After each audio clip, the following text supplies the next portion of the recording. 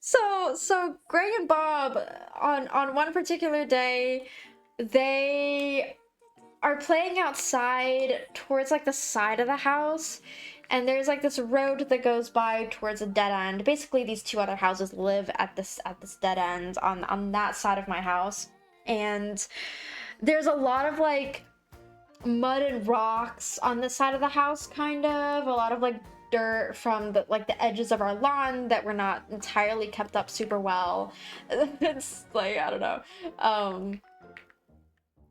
And so you have, oh, it's disastrous. Oh, it's disastrous. I'm just like, I'm having like the memories flooding back into me, and I'm getting flashbacks to all the stupid shit that happened. Oh, it was really bad. It was really bad. And, cause like, it was because, it was like, I don't know, the shenanigans that happened with this childhood friend ended up with me getting hurt a lot. But like, not in the most like severe ways, but like some of it was like, a whoa, that was crazy. So I was riding around on my bike at the time, and this is a bike that later gets retired because I slid and fell in a ditch and like bent like one of the front handlebars or something like that. But anyway, that's a whole other story. I was riding around my bike like in front of the house and around the side of the house, and my brother and his friends, Gray and Bob, were hanging out, and they were like playing in the grass outside, like by this mulberry tree that we had. And and I don't know how this started happening. Don't ask me how this started happening. Like, genuinely don't. Because I couldn't tell you for the life of me. But they started throwing mud at me. I think they started throwing, like, chunks of mud balls at me. And it wasn't, like... They weren't throwing rocks at me or anything. It wasn't crazy like that. But they were just throwing mud balls at me as I was like riding around on the bike, and I, being a fucking dumbass, was like, yeah, this is fun, right? This is fun, I guess, and this is not in any way, shape, or form dangerous at all whatsoever, right? And at one point, they throw something, and I like, my memory tells me that it was a mud ball, and the reason and common sense within me says it was probably something else. But they throw something that hits the front wheel of my bike, and I go flying. I like, if pigs could fly moment, I like twirl around. I see the sun gazing in my eyes, smiling happily upon my bright child face as I like flip over, and it's like this beautiful image of me soaring through the air like a beautiful bird, and I land face first onto the pavement in front of the bike. And it happened so fast, like my perception was just like, I was on my bike, and then the second moment that I open my eyes, like I blink once, and the second time I open my eyes, I'm like wiped out on the floor. I can barely feel my face. I'm like smashed against a bunch of mud. I'm like, I don't know, just like laying on the ground. My bike is like over there next to me with like one of the wheels turning slowly and sadly, like. And at first I'm like, oh no, what happened? And so, like, turns out they hit the front wheel of the bike. I go flying, and I fuck up the entire like front of my face. And like my mom, they like run and go get my mom. My mom comes running out, and she's like screaming, and she's like, oh my god, what happened? She goes and like rushes to like clean me up and like get me all like tidy, and like is like really scolding, like yelling at the two boys. It's like, Graham, Bob, what have you done? Like, it was so dangerous, you shouldn't have done this. Like, I don't know what happened to my brother in the aftermath, but like it was wild.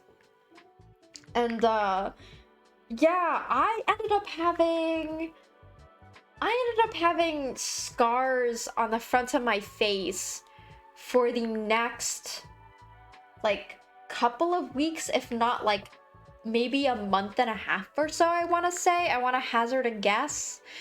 Like, it was gnarly, and it was a story that I was telling everybody at school because there was just like scabs all across my face. All of the teachers were like immediately so concerned because, like, obviously, like, the first thing is like, oh, was there some sort of like abuse? Like, what happened? Like, is kid okay, first and foremost? Everything was totally fine. My brother and his friend were just dumb, and I was equally dumb, if not more dumb. So I remember all of my friends being like, holy fucking shit, and I was like really embarrassed about my face, and I was like, there are no amount of band-aids that could cover up all of the scar, like all of the I wouldn't say scars because they were still healing, and I don't have any remaining scars from that. They all healed very nicely, but like I had a ton of, like, I don't know, bruising and a ton of scabbing, like just littered all over my face basically. And everybody was like, oh my god, what happened? And slowly but surely it healed, and I went to lunch and I went home, and like all of my friends were fine. It's okay. And not too many people were hurt in the process. So I think that's like one of the like most like weird stories of me getting hurt. Also, because it was really just us being absolute dumbasses. Like, who in their right mind would have thought this was a good idea? Like, no one in their right mind would know. But we were kids, so whatever. Don't at me. And then the other thing that I really remember about my brother and his friends was, at some point we wanted to go and explore the woods. So a lot of the property on or in my hometown used to be farmland that kind of has been like built up over the however many years to become a bit more like neighborhoody and like suburb-y, like nowadays. But it used to be farmland, and so there's like a lot of woods, and a lot of like property lines were basically just like a line of rocks. So we were kind of exploring around deeper into the forest on our property because like it kind of stretched out a little bit further, and we wanted to see like what was around there and see if we could like sort of like walk around, maybe roam other people's, like some of our neighbors' property, and just like hang out in the woods.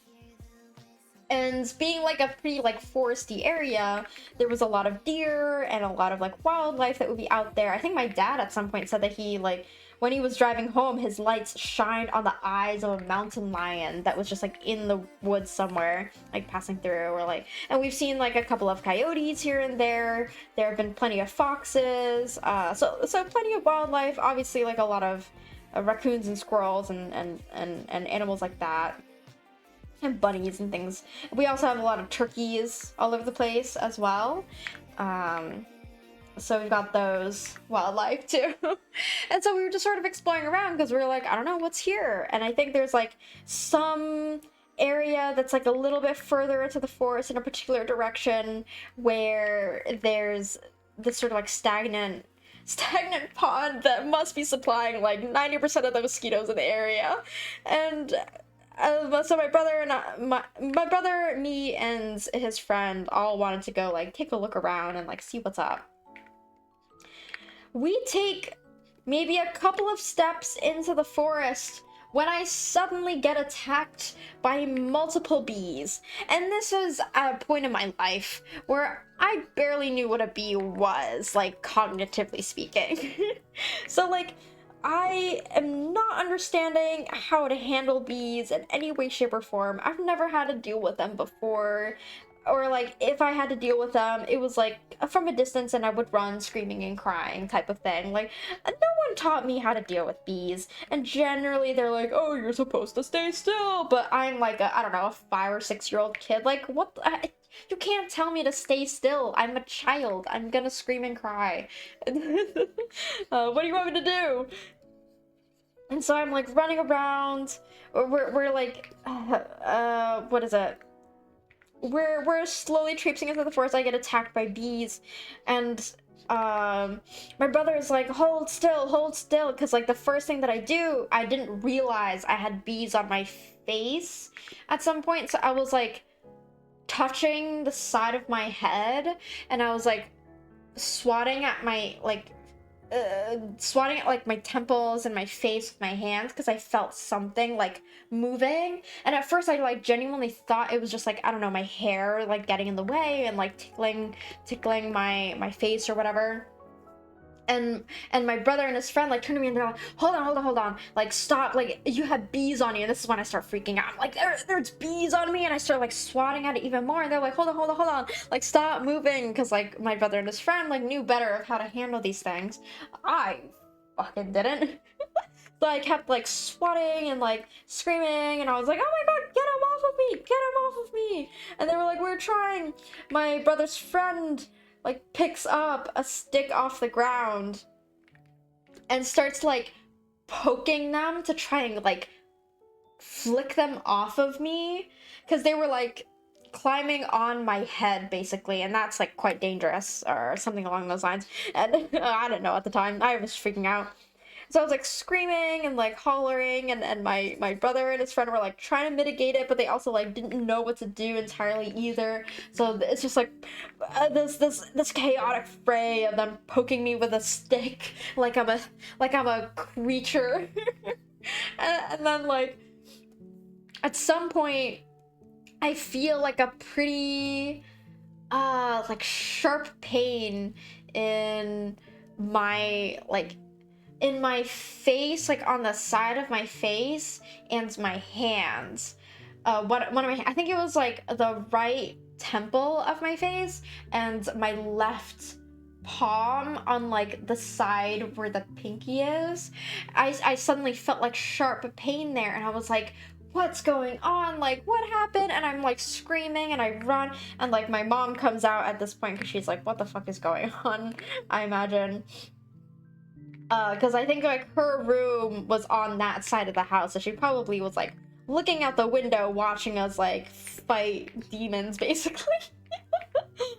And so yeah, I get stung really badly on my left hand and my right temple, and I go in and I'm like crying so hard because of all the pain. Again, I'm like 5, 6, 7 years old. I don't know. I was young. I was some young age that didn't know what to do. Maybe I was like, I don't know, 8, 9, 10. I don't know. Don't ask me anything. And so I go inside, my mom gives me a bunch of ice packs and like washes it off and like tries to keep me okay, and she kind of like scolds the boys a little bit, and they end up being like, well, can we still go outside and play? You know, and I'm just like inside like, I'm not fucking joining you this time, that's for damn sure. And my mom like ultimately lets them go out and play more in the forest. And so they go traipsing off into the forest. I'm inside like crying softly, and my mom's like, you're gonna be okay, you'll be fine, the swelling will stop eventually, I know it hurts now, but like here's some cold water and all of that. And I was like, it's just like absolutely in shambles, because that was like, I don't know, I was having a hell of a time basically. And sometime later, this was such a crazy day, sometime later my brother and his friend comes back from traipsing around in the forest, frolicking around as if nothing had happened, after poking me with the stick and causing bees to sting me. They come back with this giant antler, not a set of antlers, but like one big like antler that was shed by, I don't know, some buck, like some deer that was passing through, I imagine. And they come back with this and they're like, look, Ma, look what we found. Was it's so cool. And I was like instantly forgot about the pain. I was so excited. I was like, whoa, this is cool. And my mom at first was like very hesitant to keep this thing, because she was like, you do realize like how many germs are probably on this thing? And we were all so sad. We were like, no, we don't want to leave it in the forest, it's so cool. And I think eventually like she also, I think at some point her childhood wonder inside of her also like melted a little bit, and she was like, yeah, it's kind of cool, I guess. And so she brought it inside, and so she cleaned it in the bathtub. She basically like filled the bathtub with the soapy water. She put bleach into it, like put on these like heavy duty cleaning gloves, scrubbed it down all over, soaked it for a while in this like bleach thing, so that to make sure that there's no like crazy diseases that we're gonna catch from wildlife outside. And so now we just have this set of antlers on above our fireplace, just like sitting there on the mantle.